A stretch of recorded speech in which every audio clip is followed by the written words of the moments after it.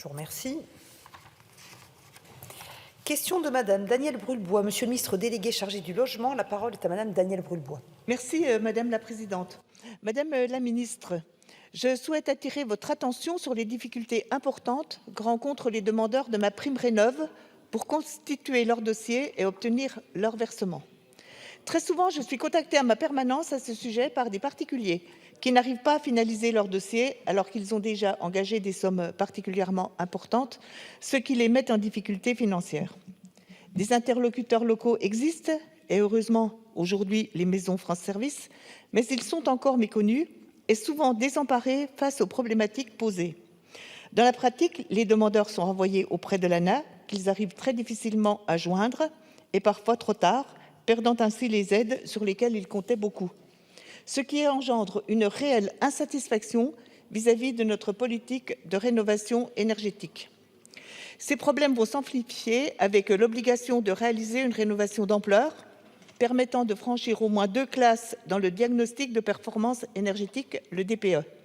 Conditionner par exemple une aide à l'isolation du logement par un premier geste qui consiste en l'installation d'un chauffage décarboné et plus spécifiquement les pompes à chaleur pose problème. En effet, de nombreux logements, particulièrement en zone rurale, ne peuvent être équipés de pompes à chaleur. Par ailleurs, cette mesure obligerait au remplacement de toutes les chaudières, y compris celles installées depuis moins de 15 ans, pour pouvoir obtenir des aides afin d'isoler sa toiture ou ses murs. Ce qui pose la question du reste à charge pour les ménages. Et quand on habite, par exemple, dans le Jura, une vieille ferme, et que l'on veut changer ses portes ou ses fenêtres qui ne joignent pas et laissent passer les courants d'air, c'est déjà un premier geste majeur et un immense gain énergétique. De plus, l'encouragement à la rénovation globale entraîne les ménages à faire appel uniquement à de grandes entreprises, nos petites entreprises artisanales ne disposant pas de tous les corps de métier. Enfin, conditionner une aide à l'isolation par un DPE va considérablement rallonger les délais de travaux à réaliser. Face à ce contexte, Madame la Ministre, je souhaiterais savoir quelles mesures concrètes compte prendre le gouvernement pour simplifier un dispositif beaucoup trop compliqué et remédier à toutes ces difficultés. Je vous remercie. Je vous remercie. La parole est à Madame la secrétaire d'État chargée de la citoyenneté et de la ville. Merci Madame la Présidente.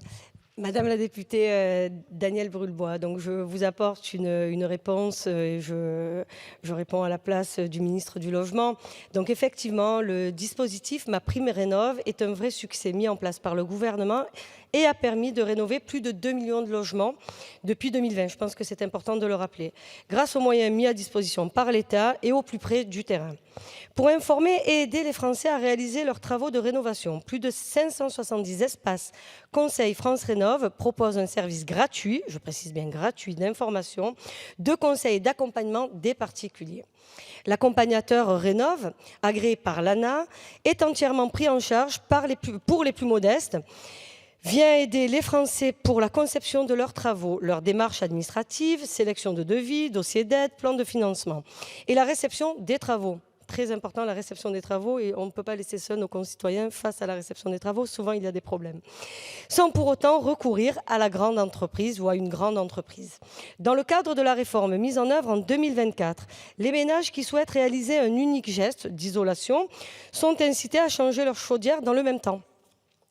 Les pompes à chaleur peuvent être installées dans de nombreux logements, y compris en zone rurale, même si des travaux complémentaires peuvent être recommandés, isolation, changement des radiateurs, l'installation donc de chauffage biomasse, comme le raccordement à de petits réseaux de chaleur dont la création peut être aidée par le fonds chaleur de l'ADEME, sont également des solutions alternatives aux chaudières fossiles viables en zone rurale, par exemple.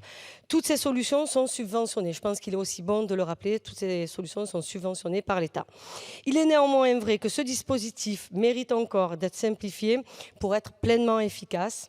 C'est pourquoi les ministres Christophe Béchu et Guillaume Kasbarian ont rencontré le 16 février dernier les représentants de la Confédération de l'artisanat et des petites entreprises du bâtiment, la CAPEB, et la Fédération française du bâtiment, la FFB, pour accélérer la rénovation énergétique des bâtiments en simplifiant les parcours d'accès.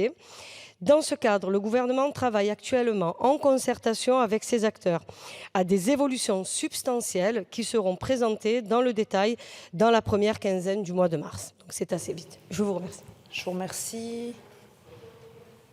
Et je suis heureuse de voir que le gouvernement s'est saisi de ces difficultés et travaille avec les fédérations du bâtiment qui sont les mieux à même de faire remonter les problèmes. Merci. Merci Madame Brulbois.